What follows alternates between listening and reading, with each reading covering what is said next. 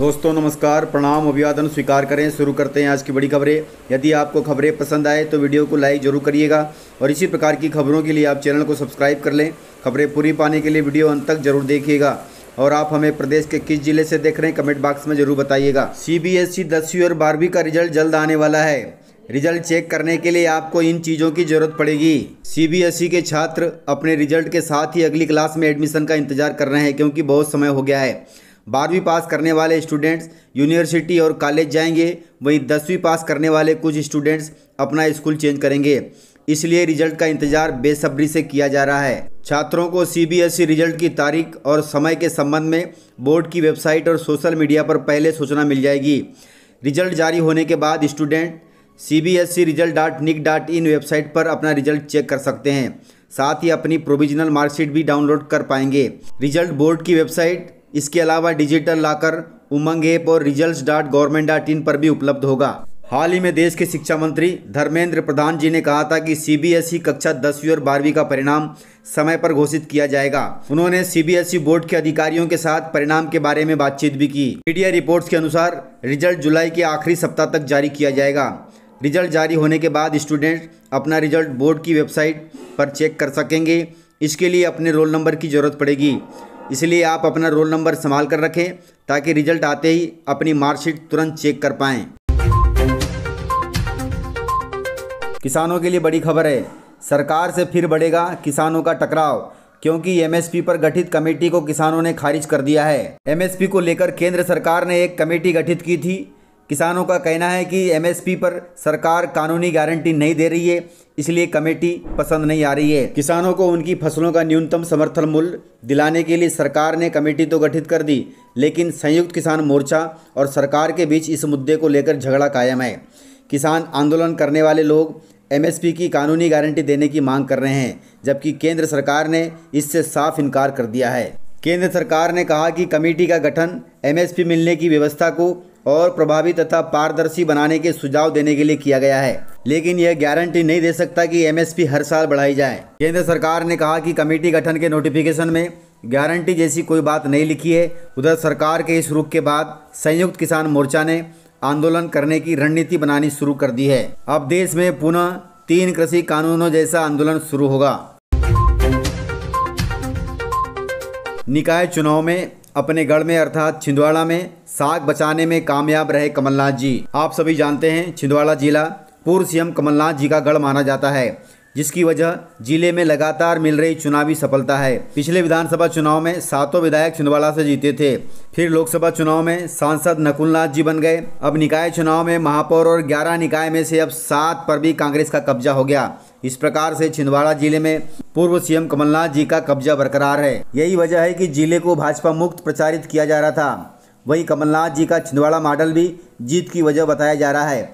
हाल ही में घोषित चुनाव परिणाम भी इसकी गवाही दे रहे हैं। हालांकि कांग्रेस को छिंदवाड़ा जिले के चुनाव परिणाम से सबक लेने की जरूरत है, क्योंकि तस्वीर वैसी नहीं है जैसी नजर आ रही है। तस्वीर का दूसरा पहलू ये है कि सांसद नकुलनाथ और पूर्व CM कमलनाथ के धुआंधार प्रचार के बाद भी चौरई और बिछुआ में कांग्रेस को हार मिली है। प्लास्टिक मुक्त बनाने के लिए इंदौर जिले में पहल शुरू कर दी गई है। खजराना गणेश मंदिर में बांस की टोकरी में मिलेगी अब प्रसाद। स्वच्छता के क्षेत्र में कई उदाहरण स्थापित कर चुके इंदौर शहर के प्रतिष्ठित खजराना गणेश मंदिर परिसर को प्लास्टिक मुक्त करने का प्रयास किया जा रहा है। सिंगल यूज प्लास्टिक पर रोक लगने के बाद इस काम में तेजी आई है। मंदिर परिसर को 1 अगस्त तक हर तरह के प्लास्टिक से मुक्त करने की तैयारी है। अब तक भक्तों को माला व प्रसाद प्लास्टिक की टोकरी में दिया जाता था, लेकिन अब ऐसा नहीं होगा। इसकी जगह बांस से बनी टोकरी का उपयोग किया जाएगा। वहीं अगरबत्ती भी प्लास्टिक की पैकिंग में मिलती थी, लेकिन अब इसमें भी ऐसा नहीं होगा। इस पर रोकथाम के लिए अगरबत्ती भी खुली हुई दी जाएगी। विशेष बात यह है कि यह अगरबत्ती भी भगवान को अर्पित होने वाले फूलों से बनाई जाएगी। प्रसाद के लड्डू भी गत्ते के पैकेट में दिए जाएंगे। इसमें भी प्लास्टिक पर रोक लगाने की तैयारी की जा रही है। इस प्रकार से इंदौर जिले का खजराना गणेश मंदिर 1 अगस्त तक पूरी तरह प्लास्टिक मुक्त हो जाएगा। मानसून को लेकर बड़ी खबर है। मध्य प्रदेश में मानसून अब ग्वालियर, चंबल शिफ्ट हो गया है। अगले 3 दिनों तक यहां पर झमाझम बारिश होगी।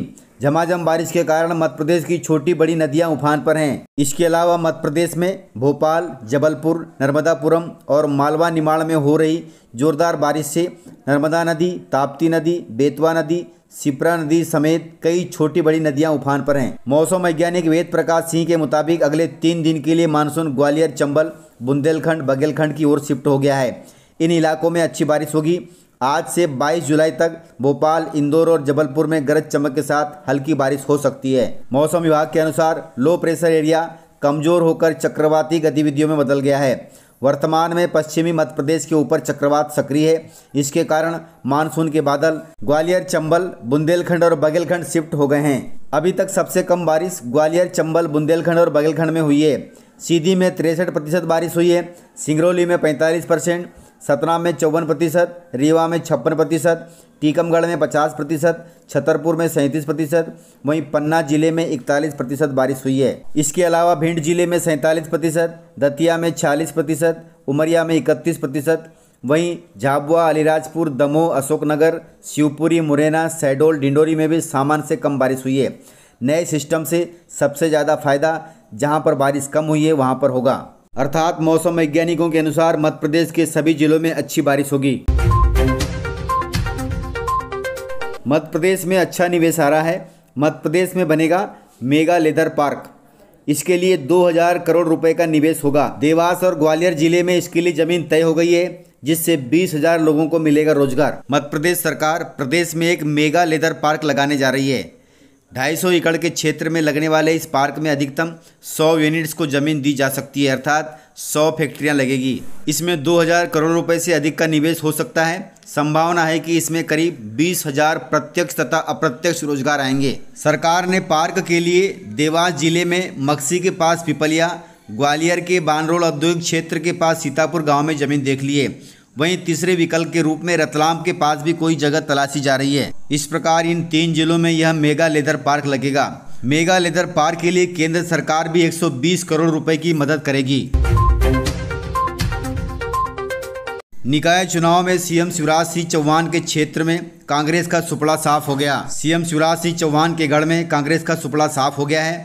13 वार्डों में से बीजेपी और 2 निर्दलीय जीते हैं। वहीं कांग्रेस एक भी वार्ड में अपना खाता नहीं खोल पाई, अर्थात बुधनी में बीजेपी को पूर्ण बहुमत मिला है। सबसे कम 30 मतों से निर्दलीय प्रत्याशी प्रभात ने जीत हासिल की है। वहीं सबसे ज़्यादा 308 मतों से बीजेपी की आरती ने विजय हासिल की है। इस प्रकार शिवराज के गढ़ में कांग्रेस पूरी तरह से साफ हो गई।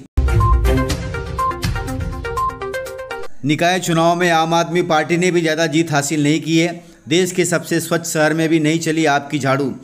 2 प्रत्याशी को छोड़ सभी प्रत्याशियों की जमानत जब्त हो गई। दिल्ली और पंजाब में सरकार बनाने के बाद मध्य प्रदेश में सियासी जमीन तलाश रही अरविंद केजरीवाल की आम आदमी पार्टी को मध्य प्रदेश के नगरीय निकाय चुनाव में उम्मीद के मुताबिक सफलता नहीं मिली। देश के सबसे स्वच्छ शहर इंदौर में आम आदमी पार्टी ने मेयर सहित 35 प्रत्याशी मैदान में उतारे थे, लेकिन उसमें से 2 पार्षदों की ही जमानत बच पाई।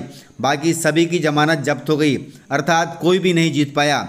आपके प्रवक्ता हेमंत जोशी का कहना है कि भले ही इंदौर में हमारा प्रदर्शन थोड़ा कमज़ोर रहा, लेकिन पूरे प्रदेश में आम आदमी पार्टी ने अपनी मजबूत उपस्थिति दर्ज कराई है। सिर्फ सिंगरौली जिले में ही मेयर का पद आम आदमी पार्टी ने जीता है। वहीं 20 पार्षद, 60 सरपंच, 95 पंच सहित जनपद और जिला पंचायतों के कई सदस्य आपके समर्थन में जीते हैं। इस प्रकार आम आदमी पार्टी का कहना है कि 2023 के विधानसभा चुनाव में आम आदमी पार्टी तीसरे विकल्प के रूप में नजर आएगी। किसानों के लिए अच्छी खबर है। केंद्र सरकार अब नहीं बेचेगी गेहूं। खुले मार्केट में गेहूं की कमी के चलते बढ़ जाएंगे दाम। गेहूं निर्यात के प्रतिबंध के पश्चात अब गेहूं को लेकर बड़ी खबर आई है। केंद्र सरकार के पास गेहूं का पर्याप्त भंडार है। पर्याप्त भंडार होने के बावजूद केंद्र सरकार अब खुले बाजार में गेहूं नहीं बेचेगी। बताया जा रहा है कि इस वर्ष समर्थन मूल्य पर गेहूं की कम खरीदी होने के कारण सरकार ने यह फैसला लिया है। सरकार के इस फैसले के पश्चात गेहूं के भाव में बढ़ोतरी हो सकती है। सरकार के इस निर्णय का फायदा किसानों के साथ साथ बड़े व्यापारियों को भी मिलेगा। बताया जा रहा है कि बड़े व्यापारियों ने गेहूं का पर्याप्त स्टॉक कर रखा है, वहीं किसानों के पास भी गेहूं का पर्याप्त स्टॉक है। मंडी व्यापारियों के अनुसार गेहूं का बम्पर स्टॉक अगस्त माह में बिकेगा, जिससे किसानों तथा व्यापारियों को बढ़े हुए दाम मिलेंगे। वहीं मंडी व्यापारी गेहूं के भाव बढ़ने की एक वजह और भी बता रहे हैं कि गेहूं एवं आटा जीएसटी में सम्मिलित होने के कारण गेहूं के भाव में वृद्धि हो सकती है, जिससे किसानों को मिलेगा बड़ा फायदा। चुनाव के दौरान बड़ी अजीब खबरें सामने आ रही है। सरपंच चुनाव में जीता कोई है और प्रमाण पत्र हारने वाले को दे दिया गया है। ग्वालियर जिला पंचायत की 30 ग्राम पंचायतों में हारे हुए प्रत्याशियों को सरपंच का प्रमाण पत्र बांटने का आरोप लगाया गया है, अर्थात जो सरपंच प्रत्याशी हार गए उनको प्रमाण पत्र दिया गया है। यह शिकायत जिला निर्वाचन अधिकारी से की गई है। इन पंचायतों से जीत का दावा करने वाले लोग कलेक्ट्रेट पहुंचे और 7 दिन में मतगणना दोबारा कराए जाने की मांग की है। जीत का दावा करने वाले सरपंच उम्मीदवारों ने कहा कि 7 दिन में शिकायत का निराकरण नहीं हुआ तो चौराहे पर चक्का जाम किया जाएगा, जिसकी जिम्मेदारी प्रशासन की होगी। वहीं ग्वालियर कलेक्टर ने कहा है कि पंचायत चुनाव पूर्ण हो चुके हैं, शिकायतकर्ता कोर्ट में अपना पक्ष रख सकते हैं, वहीं फैसला होगा। तो इस प्रकार से जानकारियाँ थी। यदि आपको जानकारियाँ पसंद आई हो तो वीडियो को लाइक जरूर करिएगा, और यदि आपने वीडियो पूरा देखा है तो उसके लिए बहुत बहुत धन्यवाद। तो मिलते हैं सर अगले वीडियो के साथ, तब तक के लिए जय हिंद।